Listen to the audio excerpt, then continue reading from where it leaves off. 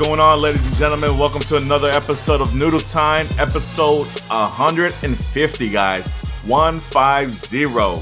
I'm your host, Mark Segovia, alongside two of the best Dynamo supporters you can ever meet that don't live in Houston. Andres and OSG. What's going on, guys? Andres, what's going on, my guy? Man, Leagues Cup mode, I don't know how to feel, especially after that game against Tigres, but we got a game tomorrow, and I guess we have to move on. True. OSG, what's going on, my guy? What's up, man? I'm good. Just chilling, just taking in Leagues Cup and ready for my dash to start back up this weekend after the break is over. That's Nice. where I'm at, man. Dash Dispatch, last episode. If y'all listening to this and y'all listen to that one, thank y'all. That was a huge episode. We hit over 100 on YouTube, and I don't even know what else was going on with the other platforms, but thank y'all. So that's what's up. But this is Dynamo talk. So I digress. Nice. No, we always got room for the ladies, man, and obviously, you do such a great job with Dash Dispatch, guys. So I mean, obviously, OSG, we want to make sure that we promote that as much as we can, and obviously, thank you guys for supporting OSG and that platform and all that good stuff, man. How I was meaning to ask because I wasn't available the time you were on. How was that? I saw all the picture of the Mortal Kombat, the OSG versus Ben pictures, man. How was that?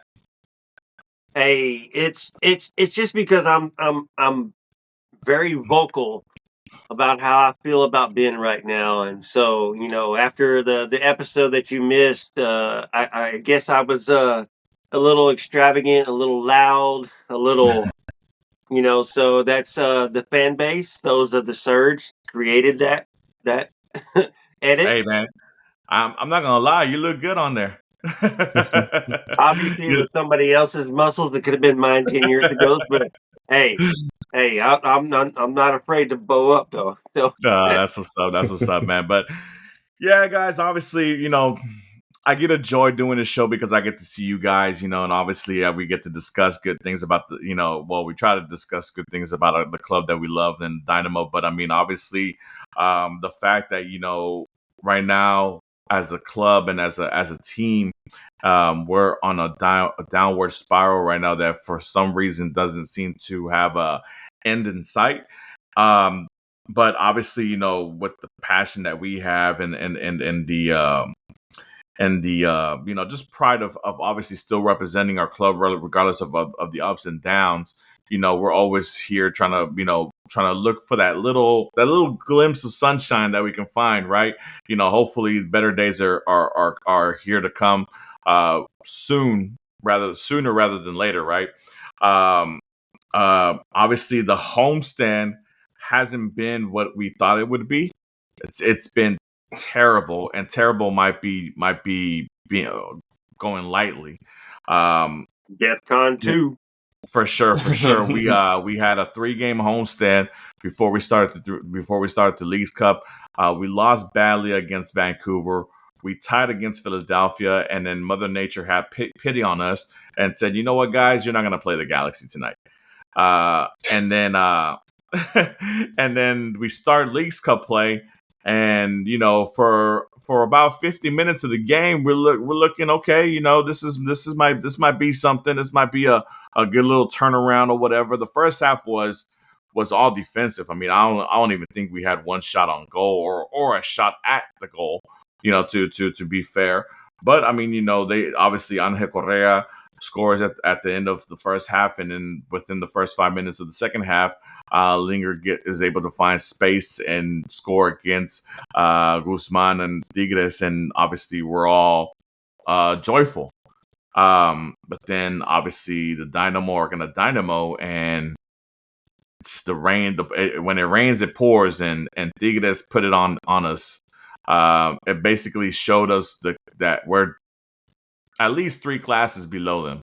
Honestly, Tigres is obviously one of the prominent teams in Liga MX, one of those teams that are always fighting for championships, not only in Liga MX but intercontinental championships as well, as far as like Champions League, Champions Cup, Club World Cup, Copa Libertadores when it was available to them, and things like that. So this club has a lot of prestige and a lot of history and a lot of great players that have come through there, and a lot of great players that currently are playing for them at this moment. So obviously, the negative of that game, the negativity of that game, I don't think we want to dwell so much, especially with another game coming up on Friday. This League Cup obviously is going to come and go with the quickness, right? But obviously we will discuss it. OSG, I'll go to you first, my guy, since I haven't talked to you in a while. Your thoughts on the game? Obviously, not the outcome that we wanted. Just your thoughts on just the whole status of the Dynamo right now. Man, I mean, I don't think any of us actually went into this game expecting to beat Tigres, right? And we knew we were going to be outsourced in the stadium, and it was obvious it was that. But the supporters did a great job supporting as they could in the stadium. I mean, 4-1, and the way you give up the 4 goals just makes you so mad and continue to be pissed off at what's been going on and how the state of the union, the state of the team is right now. And right now it's a joke. I mean, thank God we're not the worst team in the league. We're not the defending champs still looking for their first away win or got 3 wins the whole season. They're the joke of the league right now, but we're close to it. And maybe we're not that laughable because people are used to us being down here or whatever. But dude, I'm so fed up right now. I demand change. Demand change ASAP. This game was just, bro. The Arthur pass. All right, you're smart enough to look up before you make that pass. But where the hell was Bond at to begin with? Bond was on Gilligan's Island, I think, and was nowhere near the play to begin with, out of position. But Arthur eyes up. You look at your keeper. You see your keeper. You play your keeper. You don't make that little bitty pass. So the mistakes. Ortiz again. So. You expect a mistake from Ortiz every friggin' game now. And people are throwing blame on Bartlow at the same time. But, bro, it's just so many mistakes. There's no fight. There's no leadership on the field. There's no leadership from the coaching staff. What am I fighting for if I'm a player? Like, hey, I'm just out here playing the damn game. A lot of us are on options or no, my contract's out. So what are half of these players fighting for? And then, I'll tell you, I believe Ben is done. Ben is washed his hands. I'm done this season. I'm going to finish it out, and then I'm going to let everybody know, hey, thank you. Mutual agreement. Appreciate you. And Ben, I do want to say thank you. You did what we needed you to do. We brought you in to get us out of turmoil, 9 years of the NJ era. You brought us out. Thank you. Now we need the next step. And I'm sorry, it's time. We're mediocre. We're more than mediocre right now, and I'm so fed up. And Sure. people want Pat out too. People want Asher out too, and I'm open to hearing that part. But I think it's been out is what needs to happen, and I'm okay with it happening now as well too. But you asked about the game. Game led to me being more about Ben again. Well, before you get into that, because I feel like you're about to go into some real deep details. Shout out to Jeff. What's going on, Jeff? Giuseppe, what's going on, guys? Shout out to you guys early in the chat. Early bird catches the worm. So appreciate you guys checking in. Giuseppe is online with you saying hashtag been out. Jeff is says truth, no leadership at all. So these guys are riding with you, OSG. So hey. Round up the truth. I've been quiet, bro. I'm on socials. I'm in the Discords, both sides of the Discords too. I'm talking. I'm out there doing the Foxtrot game days. I'm talking to people. I'm hearing their perspective. And when I'm doing the game days, I'm not forcing it on people. I'm actually letting people say their opinion. How do they feel about it? And they come out and say it. So I am an influencer. Hashtag been out. But, give us your opinion. Are you been in? Are you been out? You pat in, pat out. Asher in, Asher out. I'm sure Andreas has an opinion too. Mark, I kind of heard you have an opinion as well. But I'm here and I'm ready to sign the pink slip and bring in somebody different. A Curtin, a Sanchez, somebody the next level. Yeah, obviously you weren't on the show with us last week, and I kind of mentioned that, obviously we're thankful for what Ben has done for the club as far as bringing them out from the gutter. He was the coach that we needed at that time period.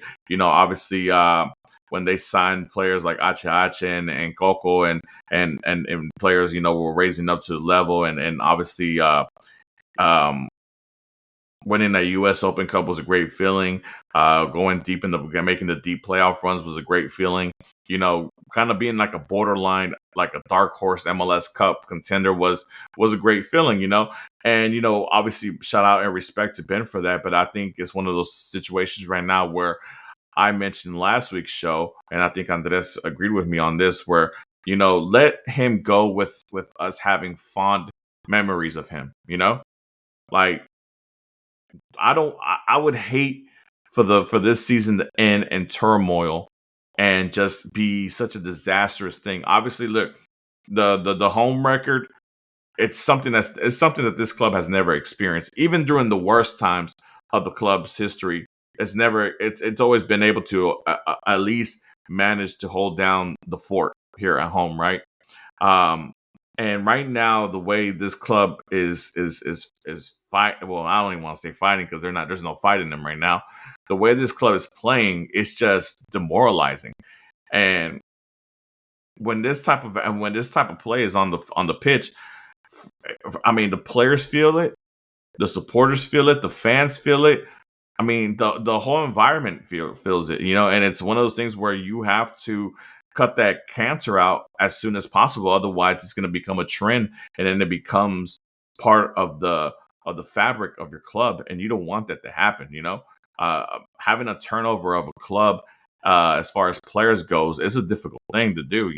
I know that MLS have different structures and different dynamics to bring in multiple amount of players and rotate players and get players in and get players out. But still, you kind of want to feel that because of what you had the last 2 years. You at least have the foundation of quote unquote winning culture already laid in place. Now, if Ben is for some reason let go after Friday's game for whatever reason, if it's a disaster of a game, do I think a big name head coach comes in? No, I think obviously it becomes an interim situation, and whether it goes to Guerra or whether it goes to Bundy, obviously that's for the front office to decide. But it gives you a different voice at the head of the table, a different perspective, a different type of attitude, and obviously these two young coaches are going to be hungry to make a statement and to put their imprints on the club to showcase that, hey, I might have a different view. I think we might have the players in place, and I might have a different view. We're not that far away from a playoff spot, guys. Even through all the turmoil and all the crap and all the sorry play at home, we're really not that far away from a playoff, a play-in position, or maybe even a playoff spot. So you just made a point, Mark. You just said change, Guerrero, Bundy. What could happen? We can see what's happening with Ben right now, and we have evidence saying we're stable, and this is we're as high as we're going to get. We're not changing. We're not changing our tactics. Mm-hmm. We're not putting a second striker. We're not playing Linger where he belongs. Any of that good old crap. So I'm with the change, and then you use Guerrero or you use Bundy, whichever one you prefer to use. And hey, see, let them be free now, because we know Ben is stubborn and he doesn't. Man, he says he uses that coaching staff, but it's hard to believe he does when he doesn't change his tactics. And there's 4 smart coaches there. Yes, I threw Wolf in there for some reason, but whatever. They're coaches. They're professional coaches, right? Those 4 minds can do something different together, and it seems like Ben is holding people back. So Ben gone, right? Guerrera, Bundy together, double interim head coach. I don't give a flying. Do their thing. Finish off the season. Let's see change, and then hey, Pat, bring in this new coach in the offseason. And if Bundy and Guerrero are unfortunately got to go because this dude wants to bring in his own staff, then that's part of it. You do what you got to do to bring in the appropriate coach. But those two put their names out there and they put a stake in, and they get another job because both of them are worthy of another job. So they could be the next job as well too. But for sure. Andres, before I get to you with the same question and your thoughts on the game, and your thoughts about the game, I want to mention this before I forget. you know, it's also, I mean, Ben's not gonna fire himself. So at some point, it's up to Pat, Asher, and Ted to get in there and say, you know what, Ben, we need to see dramatic change from what you're doing right now, or we're done. Like I said again, thank you for everything you've done. But I mean, but if we're not gonna see if we're not gonna see a change in philosophy or tactics, you see, try something different. Like I'd like to be honest, man. I don't care if he goes out there with a 3-man back line and just goes straight offensive, right? Like as long as there's a change and something different, and we can see a noticeable change or whatever, great. At least you're trying something. But the fact that you keep going with the same thing over and over, and then you have the nerve to be at the press conference and say the same thing, we're just making mental mistakes and blah blah blah and this and that, and and it's asinine, But Andres, obviously you watched the game. What are your thoughts on the game tactically, and your thoughts on the just ridiculousness of everything right now? Like if Ben was right about something, especially heading into this game, is the fact that it will require them to play the perfect game to get a result against Tigres. Because obviously you said earlier that Tigres is going to be coming in as one of the best teams in Mexico, and from the get go, it's going to be difficult to get even a win. Also considering our current form, our home form, and honestly our entire form this whole season. Because we've been trying to apply all these things that have been consistently failing. We did great in these instances here and there on the road, but at home, and especially when it matters most, we just keep falling flat.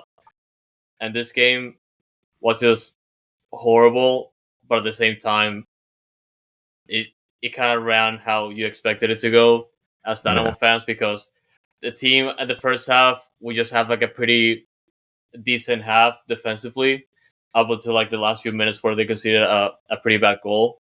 And they started the second half, they equalized almost immediately, which is okay, great. Okay, we're playing Tigres. This is progress right now. Let's see how it goes.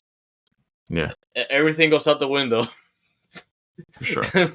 And it's we see Ben saying, okay, we have to improve a couple things, but then we are smart Dynamo fans. We see that he says that, and we keep the status quo, or rather, stubborn Ben doing his thing over and over and over again, just substituting players here and there, and it's not working. Defensively, it's just awful. Also, we had a pretty big stand in the last couple of years, thanks to Mikhailovich, Vyachenko just being solid. But of course, Vyachenko's out for the year. Mikhail got sold early, and we had to sort this out, this defensive issue. And I keep seeing Pablo Ortiz starting after every single time, just absolutely conceding goal after goal after goal after goal. And I'm why is he starting? We have Steres right there. We have Femi right there, and we can adjust the backline. Do something interesting for once, because we are facing Tigres. Correa absolutely destroyed the backline, and it's you should have seen this coming as a coach. We are playing Tigres. We're not playing a bad team. We're playing an insane team that is looking inspired heading into the Leagues Cup. So it's just really upsetting, just the amount of changes that the team requires. But every single time we kind of see the game play out before the game even starts as fans. So it's ridiculous, honestly. And I mean, the coaching situation definitely has to change. We've already talked about it, and I don't really want to repeat myself from the past few episodes, but you see it every single time. Every single time. Okay, we gotta change. Okay, we're only gonna change a couple things. For sure. Yeah, I mean, look, I what's going on? Roy don't like Ben either. Yeah, I mean, we talked about this last show, Andres, and I harped on it. I don't want for the next 3 to 4 weeks to be the same topic of Ben in, Ben out. I'm not not a fan of that type of continuous talk, but unfortunately, the club is pressing it on us. I mean, it's just one of those things where, as a fan base, we're getting frustrated with the situation because do I think this team is top level talent? No, I don't. But do I think this club has talent? Yes, I do. Like I think if we had somebody with a more offensive with a more offensive mindset, or someone who could think differently depending on what the other team is doing to them, that can change their tactics. I think we can adjust and improve. But you know, just to go back to what you were saying, you might be getting your wish pretty soon with no more Ortiz. Jeff says it on the chat as well. So And we'll what see. could We'll have see. been? No more teas. Yeah, You've we'll been see. there, you done that. We'll talk about that later on. But I mean, but obviously, we talked about it last week, Andres. Neither you or myself thought that the Dynamo were going to beat Tigres or anything like that, But it's about showing pride and showing, having respect for yourself on the pitch, and not allowing somebody to come into your home turf and just violate you the way they allow Tigres to do them. I mean, dude, do you? And I'll point this out to both of y'all. Do you think that Real Salt Lake is a much better team than the Dynamo? I mean, from my opinion, no. But I mean, but you look how they went toe to toe with Club America, who have been a multi-time champion across Liga MX. A campeón de campeones, blah blah blah, all types of trophies. Basically, the biggest club quote unquote, the biggest club on this side of the world. But Real Salt Lake went toe to toe with those guys. They had pride in themselves and actually pulled out the 2-point win yesterday in penalties. Right? Yep. I mean, Actually, exactly. Do you think Real Salt Lake's that much better than us, OSG? no. Are they much better? No. Are they performing better? Yes. Are they Yeah, coached for better sure. right now? Yes, absolutely. Are they playing a game that fits their personality? Yes. Are we playing a game that fits our personality? Absolutely not. No. We're And that's stuck and in that's the difference Ben's right there. way. It worked for 2 years. Great job, Ben. This year, you've been put in a situation where you lost Mikel, you lost Coco, you lost Ache. You are forced to change. You are forced with the players that you have at hand and players that you agreed upon to bring in as well, too. It wasn't just a pat 100% said, all right, man, you're getting Ponce. He didn't throw it in Ben's face. Ben improved Ponce and other players as But well, it's and he's not using them properly, and he's not changing. He got to change, build his team back to where his style works again, but he refuses to do that. see, He's it's this. stuck. I think he's It's done. He's retired, and Yeah, I'm it's not just that. I mean, to be honest, from in my standpoint, and you guys might agree with me, the fact is, the last 2 years you had field generals, Ache and Eric were field generals. They're basically coaches on the pitch, helping out the other guys, telling them where they need to be at, keeping them focused, and things of that nature. Right now, you don't have that because even as much as I love Arthur, and he's been a great soldier for us, and he's been so outstanding since he's been here. But I mean, he's just not that type of person. Yeah, you can wrap the captain's armband around him and all that great stuff, and that's great. He deserves to be the captain, whatever. But he's not the vocal. He doesn't have the vocal characteristics that we need for these players to understand and to put them in situations where, like, hey, look, guys, I know that you might be getting a little tired, legs might be getting a little heavy. I understand it's 95 degrees, that's 110 with fucking humidity here in Houston, whatever. But we gotta get going, and we gotta pull this out. We gotta find a score. We gotta put the ball in the back of the net. We gotta get a goal here or whatever. Like, dude. I can recall all the games the last couple of the last year and a half for sure where I didn't see, there was never a time where I never saw Ache not talking to somebody, one of his teammates, directing them, telling them what they need to do or what he's seeing on the pitch, and to better execute whatever they're trying to execute. The same thing with Eric. he would grab the guys in the back four and tell them, guys, look, this is what I'm noticing, blah blah blah. This is where if he does this, I'm gonna come over here. I'm gonna cover you, and you're gonna cover me as backup. Whatever. There was unity, chemistry amongst that back four, right? And by losing those two big voices on the pitch, now you only have the general on the sideline, which is Ben, but Ben isn't directing any kind of directions. You know, like, dude, and I'll keep repeating this. I don't care for 60-65% possession throughout each game when I can't even get a shot on goal. I can't even get a shot. Nonetheless, a shot on goal. Like, the fact that we go a full first half and not have one shot at goal against Tigres, it's just it's asinine. It's crazy to me. You know, like, how do you not see that you're not that this team, this tactic is not creating offensive opportunities for the club? You know, how do you not see that? You know, Well, at the end of the day, look, I understand that defense might win championships and things like that. And obviously, if the guys don't score, there's no way they can beat you. But if you don't score, there's no way you can win. You know? So, I mean, it's frustrating. Oh, you were going to say something? Yeah, well, Mark, there was actually a fan question from the Surge Discord relative to the situation you're talking about, and word for word is, what is Ben's problem with changing tactics? At least one player has stated, we know who that is, Yeah. Linger, right? Stated he wants to play more direct. The team has the players for it, so the team play more direct. You know, what is going on with Ben? Why does he refuse to change? You know, and Andreas, I want to hear your aspect of this too, but you know that the he will not change tactics. So what is Ben's problem with changing tactics? Andres, let's hear your thoughts on it first before I get into it. In between trying to find the best team out of the current lineup Still that we working have on it.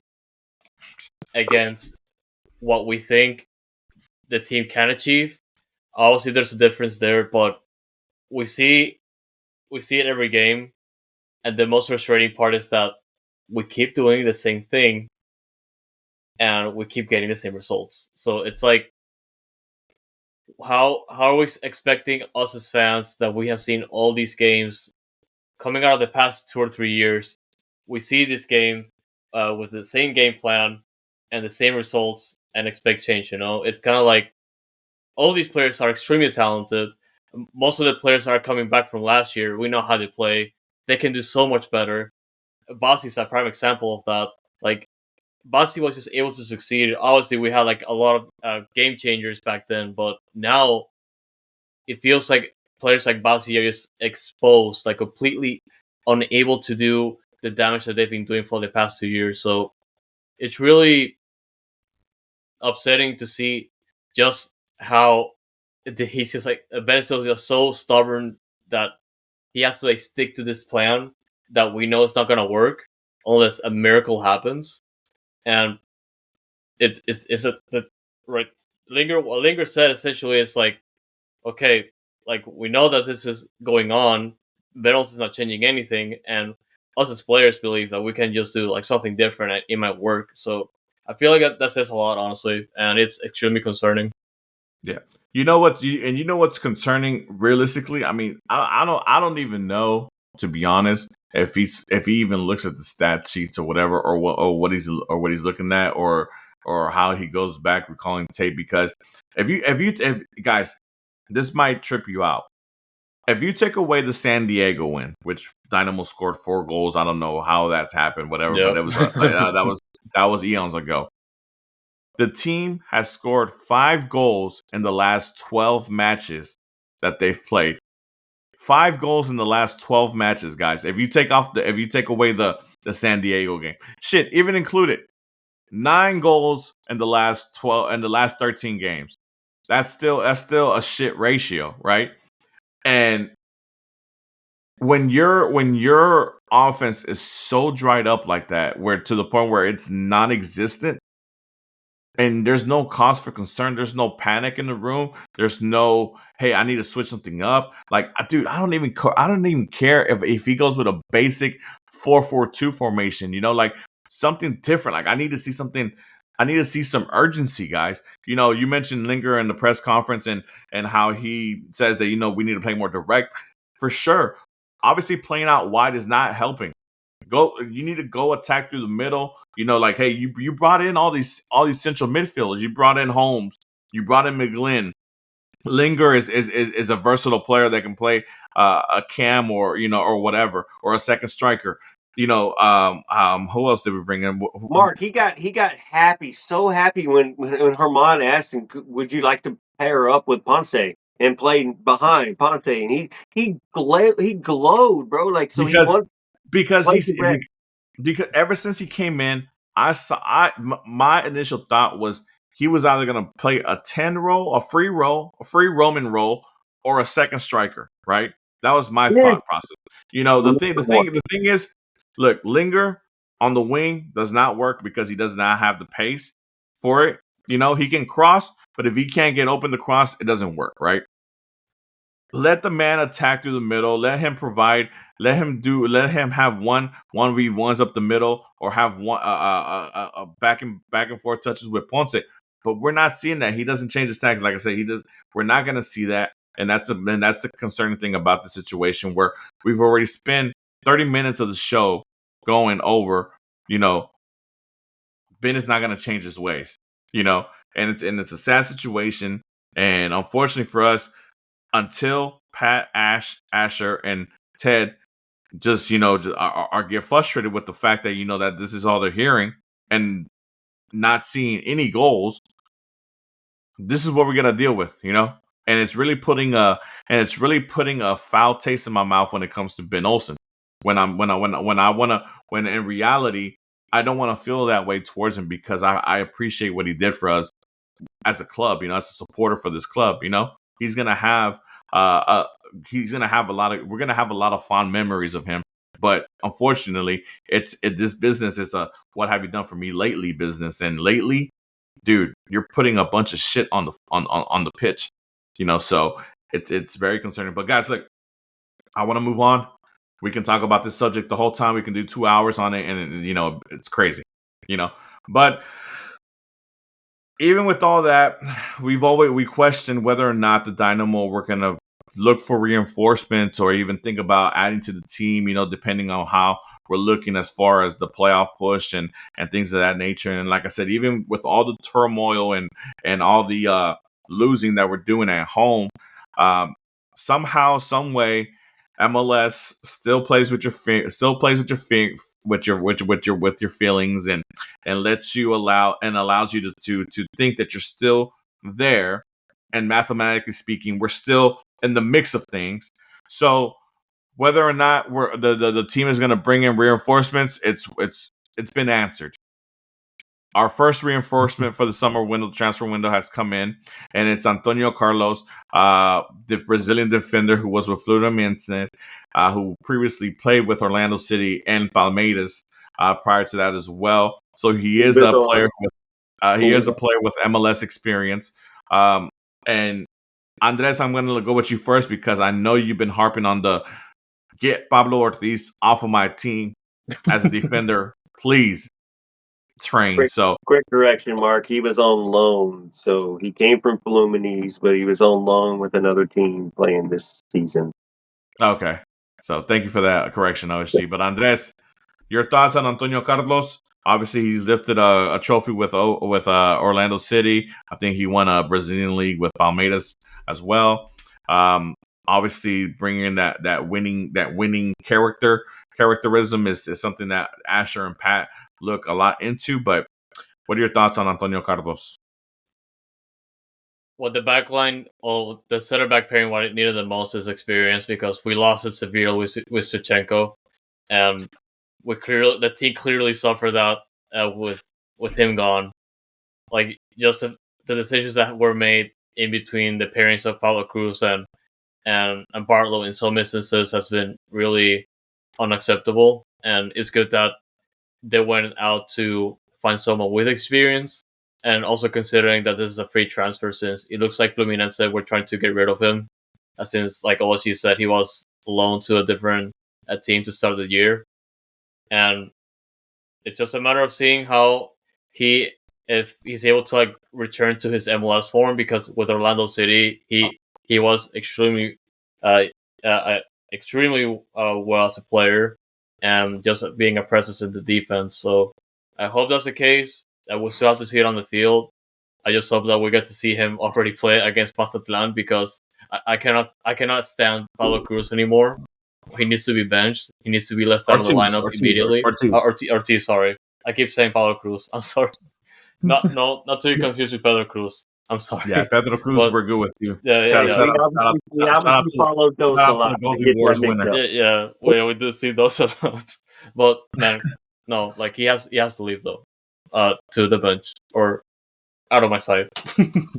Hey, so context for a little backstory for this guy. You know, like Fluminense, he wasn't playing for them. He really wasn't playing. He was getting limited time. They loaned him out at the start of this calendar year. He wasn't playing for, Andres, if you want to look it up just to get the name correct, because I'm going to butcher it. It's because it's like SC Bennett, whatever.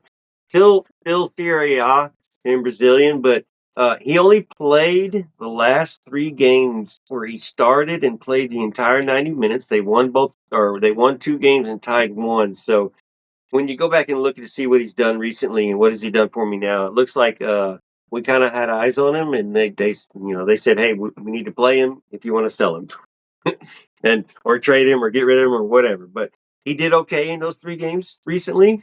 So is he a savior? Someone asked if he's going to be a savior for the rest of the season in the Discord as well. He's not going to be no savior. He won't make the mistakes Ortiz makes. Just a little backstory. If anything, I think it just builds a little bit of more chemistry as far as like, you have Felipe Andrade, who's Brazilian, you have Arthur, who's Brazilian back there, so a little bit more a little bit more understanding as far as where to go and how they want to do things. But I view this signing more like a Jonathan Bond signing. You're bringing somebody in who has experience in the league, who's done fairly well in the league. So you're hoping that you can acquire that player that did well in the league, and that he becomes the player he was when he was with MLS, and not the player that he was when he left MLS. And Mark and Jaden does want to confirm that Ben did say in the press conference that he's not available yet. He's still learning. Or that wasn't the exact word he's using. Escobar might be available for this game Friday, but obviously Antonio will be available on Tuesday. Yeah, I saw that Ponce is probably going to be available. Escobar still up in the air, and and Carlos is probably we will probably see him maybe a couple of minutes on Tuesday versus Pachuca, or maybe Saturday versus Austin FC next weekend. But yeah, like I said, you're obviously banking on a guy who has experience here in MLS, who has some success in MLS. So, you're hoping that you're getting that version of him. And obviously, if it happens, it's a low risk, high reward type of signing, right? Because obviously, if he comes in and he obviously replaces, let's say, Pablo Ortiz, and he's a shutdown center back, then obviously we're happy, and we're not allowing as many goals to go in, and all that good stuff. So I mean, you're younger than Eric. But everybody's younger than Eric, so Hey, I'm saying we're happy with Eric's performance. So this guy can come in and do the same thing. He is 32. He hasn't been getting a lot of time. No, so he has fresh legs. I mean, he's fresh legs. I mean, and when you're a defender, we're not asking you to run marathons. I mean, so you're basically, as long as you know how to play your position and stay in position, you can play all full. Yeah, protect the goal. You can play a full 90. So, I know you had some fan questions, and we're going to allow you to bring up one of those fan questions, OSG, since it kind of ties into and reinforcements in the summer transfer window. So go ahead and ask your question, and who does the question come from? Yeah, this one also came from the Surge Discord as well. Sorry guys, I'm not naming you by name, but you came from the Surge Discord. We are Surge supporters all three of us are among the Surge supporters group. So hey, Shout out to Surge. shout out to the Surge, exactly. So it said on social media, it stated that the Dynamo will not be going for another DP, but will try to fill someone with an under 22 spot. And it kind of, the question is, where are you looking? So I'll ask you actually the word for word question. If you could pick anybody for that spot, who would you pick and why? I kind of want to rephrase the question. Where would you like that U22 to come from? Not come from as far as like region, but what position are we needing? What would you like to use that U22? Obviously, Quinones is going to be out for the season, so we have a spot open, obviously. Where do you think our need is? And please don't say someone to sit the bench and come off for the last 20 minutes. That's a pain. Go ahead, Andres. I'll let you go. Get first dibs on it. I mean, Look like for me, excited for this one. yeah, I mean, it's clear and obvious that we need a winger or someone that is actually not afraid to run inside the box, because every single time it feels like we need another Anali in this team, because the attack, or at least the attack that is successful, that is able to break through the final third, it always goes through Anali because nobody else does what he does. If we can get someone like that can play like Anali, we are getting an upgrade automatically. But it has to be, like always he said, a starter. Like he cannot be on the bench. Like But he has to, Andres, or at least grow into a starter. real quick, so like you said, like an Anali, so you're not asking for another left winger, are you? You're asking for a right winger The right wing version of Inali. Yes. But we don't use a right wing. That means Ben has to change his tactics. That goes back to the first half of the show. So there's a dilemma there. And so you bring in a right winger to do what? Yeah. Ben has to change. So if he has the personnel, maybe he changes. Maybe he doesn't believe he has the personnel now. So yeah, sorry to interrupt. I just wanted to ask that question for the preference of where exactly are you looking, Andres? No, I mean, it's true what Andres says. I mean, it's true what you say too, OG. There currently isn't a suitable right winger on this team right now. Obviously Inali. We've spoken so highly of the kid. And he's done a great job. The unfortunate thing about the Inali situation is that he has nobody who can match his level. As far as getting him the ball and playing off of him to create opportunities. The kid goes out there and hustles. He hustles and bustles. That kid runs down balls like his life depended on it. I love Inali. I just hope that we're not wasting his time and his skills. Because of what we're going through right now, as far as having no leadership and no pathway to figuring out where the fuck is the offense at. Like, realistically speaking. And if you're gonna ask me what position I want to utilize the U22 spot is for, I want a fucking playmaker, man. I want a playmaker. Yep. Like, why can't the Dynamo find an Evander type? Like, why is that so difficult? Like, probably costs like $50 million, so that's probably what they can get. No. I get, but I mean, Evander cost Portland what, $6 million? Yeah. And then they made $15 million off of him to sell him to Cincinnati. I mean, like, dude, you're gonna have to invest money. Like, this whole U22 crap, it's such bullshit, because that U22 incentive is supposed to be for players who you're gonna hopefully, who have a lot of talent, and you're gonna grow, and they're supposed to be future stars, like Inali, right? But you had Keonis fail, Aliu fail, Bahamich fail. Shit, I can't even think of the other. What happened to the Colombian kid, Batahao, whatever his name? Fail. I mean, like, Axel fail. I mean, or Exxon, or whatever his name is, Exxon, fail. Yeah. Like, it's complete. Again. I don't even know these kids' names, because we don't get a chance to see them because they're not given an opportunity. And these are supposed to be these U22 kids that are supposed to be have a higher level of talent than your usual 19, 20, 21-year-olds to the point where, hey, if you give them some playing time, they're going to become a star or a star in the making.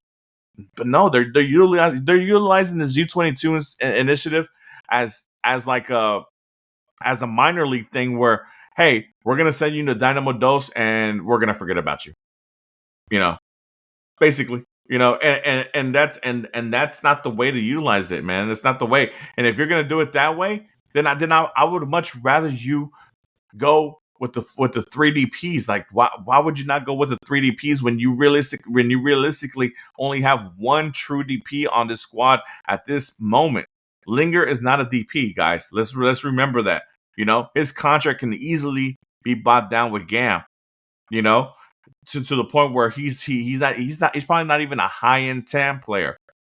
So you can literally have 2 DP spots open available. But if this club had any type of ambition and had any type of courage to go out there and make a signing that's gonna put Houston Dynamo on the map as far as the soccer world goes and on this side of the world, they would do that. But there's no balls there, There isn't. I'm sad to see it. Like, I'm sad to hear. Like, we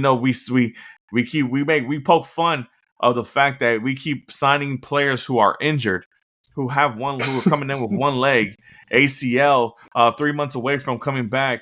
We're not gonna see them this year. This is for the future. Like, what about tomorrow night? What about tomorrow night? Mazatlan is one of the sorriest Liga MX teams and the league, and they went toe-to-toe with LAFC, who's one of our best clubs in MLS. If they went toe-to-toe with those guys, what do you think that club's going to do to us tomorrow? Like, realistically speaking, like, what do you think that club is going to do tomorrow to us? Like, you know what? A part of me, the cynical side of me, wants Mazatlan to beat us 6-0 to make a fucking statement. And I would love for the stadium to walk out. Mark, I'm with you, bro. Yep. Hey, DEFCON 1, when we lose to Mazatlan and then we lose to Pachuca, DEFCON 1. And then DEFCON 1. Pachuca's a decent team. Club World Cup, whatever, all the time. But Mazatlan, I mean, dude, look, literally, with the loss against Tigres. We're rotating, too. Look, to be honest, with the loss against Tigres, we basically shot ourselves on the foot because we're not making up that goal.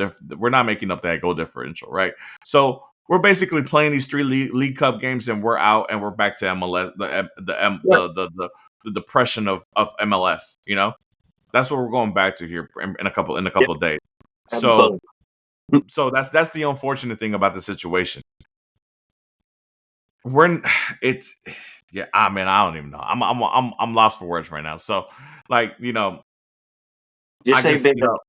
Yeah, I really don't. If you're not gonna shoot for the stars, don't even bring me any more reinforcements. I don't need to worry about this 21-year-old Colombian winger from who God knows where, or this 19-year-old Argentine, whatever. Huh? We're bringing in proven winners and champions. Yeah, man. I want to win a game. That's what I want to That's win. the intangible that we're using. You know what? Bring me a proven goal scorer. Yep. Right. That's the thing. Bring me a proven playmaker. Bring me somebody who does not need time for adjustment to a league. Soccer is played the same way in every country and in this whole fucking world. The same soccer is played the same way. There doesn't time for adjustment to what? Does the dimension of the pitch change? Does the size of the goal change? Like, what are we talking about here? That's been. It's all been. It's crazy shit that I don't understand, dude. Like, it's crazy. Rodrigo de Paul comes in out of nowhere. All weekend I see him in a white shirt and baggy black pants, and next thing you know, he's starting. He's starting for Inter Miami. Game winning. Not coming off the bench to get 20 minutes in to cop a feel. Nah, he's starting and he plays the whole fucking game. Game winning assist. You know, and it's stuff like that where, like, you know, people want to hate on Miami and all this stuff, but you know what, man? Shout out to Inter Miami, shout out to that ownership group, and shout out to David Beckham and all those guys, because those guys have balls, they had a vision, and they went out there and they're doing it. They're doing it. They're doing it.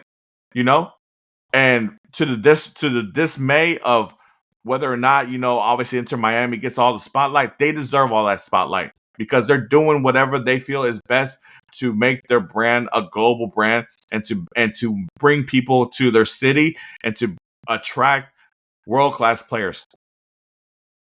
We get mad, we get upset, or we get scared when our top player, Anache, is going through a personal issue at home, what might have been, and he comes in smelling a little bit like alcohol.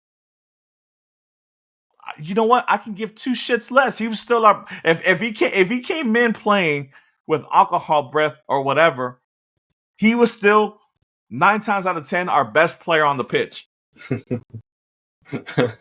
Hungover. I don't give two fucks, man. Hey, like he was a leader. He was a leader on the pitch, and that's what we need. We don't need Ache drinking tequila on the pitch and spitting it out at the ref. We need his leadership. He controlled the team. He controlled the locker room. They had a bond together.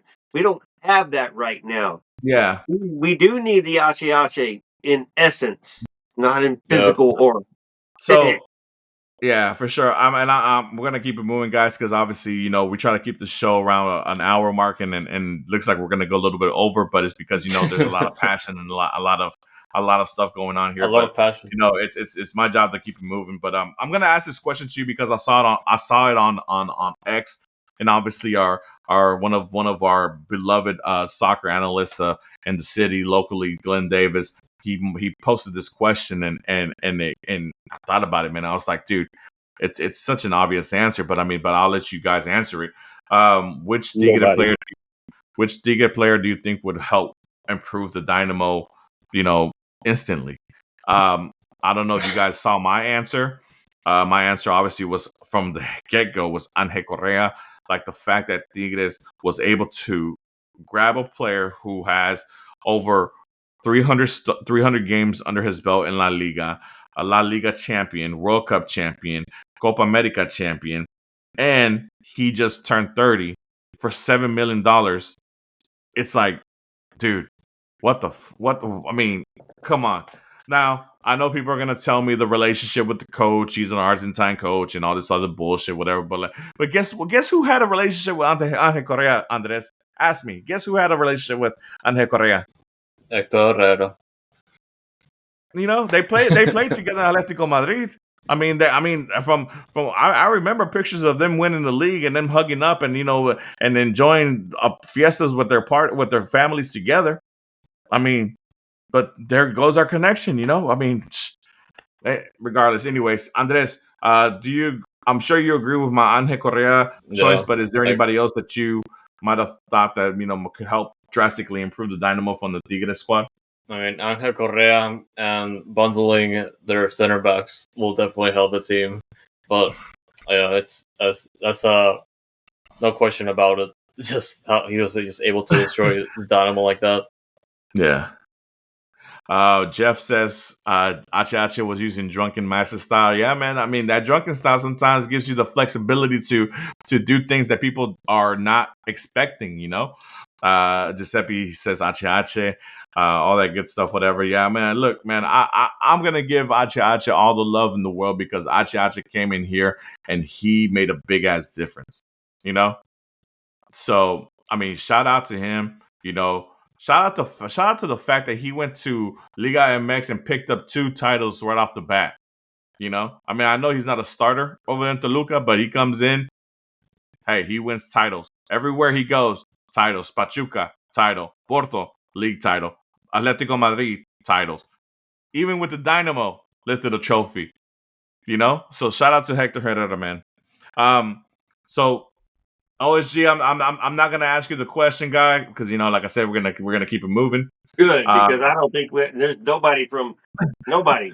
I mean, if they were available and there were possibility, then let's talk about it. Yeah, But they ain't coming here. So hypotheticals ain't gonna help. Ain't gonna cure this sickness right now. So, so obviously we know that Leagues Cup is gonna continue. We're gonna have 2 more games before the next Noodle Time that we have next Thursday. Obviously tomorrow against Mazatlan, and then Tuesday versus Pachuca, a Pachuca squad who just came off of a very nice little Club World Cup campaign. Great players on Pachuca. Salmon Rondon obviously is the headliner there as a very legit striker. I know Andres has a lot to say about that guy, fellow Venezuelan. But just your thoughts. There's another match on Saturday that Tigres Stadium is going to be hosting. Club America versus Minnesota United. And that is a Leagues Cup match too for all you Americanistas, or for you Dylan Whopper followers. Obviously Minnesota United being the away side our of rivals. That match. Yeah, so our forever rivals. Your thoughts on any one of those matches, guys? Even the Club America match, I'll throw it out there for you guys if you want to take a hack at that. Any thoughts on those upcoming matches? Andres, I'll start with you.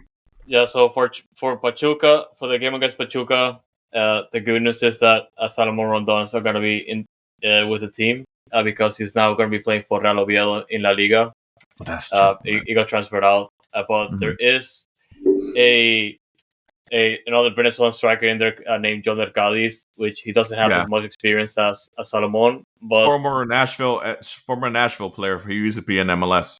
Yeah, but still, like Pachuca is still a pretty good team, and it can easily go south for the Dynamo. But yeah, like we said previously, the game against Mazatlan is essentially just going to be like your best opportunity to get a result out of it. But we're very not optimistic. I think the League Cup this year, unfortunately for us, is going to be one of those things where we blinked our eye and it left, and it was gone. It was here and then it was gone. So I think the fortunate thing is that obviously we'll continue to have a couple of League Cup matches with the Mexican teams holding it down as far as being the home side. But yeah, it's going to be interesting. Jeff says, interesting that many owners are supposedly wanting to switch MLS to global schedule. Dynamo will start every season with the Heat, then will quickly lose that advantage. It looks like we've lost that advantage already this season, Jeff. I mean, if we're speaking truthfully and frankly, I used to remember the whole home advantage of the fact that we had the heat and the humidity and people are coming to hell and they're not going to know how to breathe after 30 minutes, and this and that, blah, blah, blah. And it looks like we're at a disadvantage. So maybe this change to the global schedule might help us out. Who knows? We'll see. It's something that's going to be down the line. And obviously, I think that switching to that global schedule, it's going to be a lot of conflicts with as far as other sports that go on during that time period. But obviously that's not neither here nor there. We'll see what happens with that when that comes around. I think they're shooting for after the World Cup to do that change or whatever, but we'll see what happens. Yeah. Let's get to the last topic of the day. Well, maybe not the last topic, but when is enough enough? I think we answered that in the beginning of the show. Yeah. It's a lot going on, man. A lot of nonsense, a lot of just randomness, man. It's so crazy that that the Dynamo are just not performing, like not even well. It's like we get these little blips there, like the San Diego game, right? We're like, oh wow, crazy. We get the New York City FC game. Wow. They're going on the road 3-0 against New York City FC, which New York City FC is a legit Eastern Conference contender, But nothing, man, nothing. We all that for nothing because at home, hey guys, come in, automatic 3 goals. Real talk. Come in, guys. Automatic 3 goals. But that being said, guys, before we get on to the end of the show, obviously I want to mention a couple of news that I heard. Obviously, the big news in the league is Messi signing for another 4 years with Inter Miami.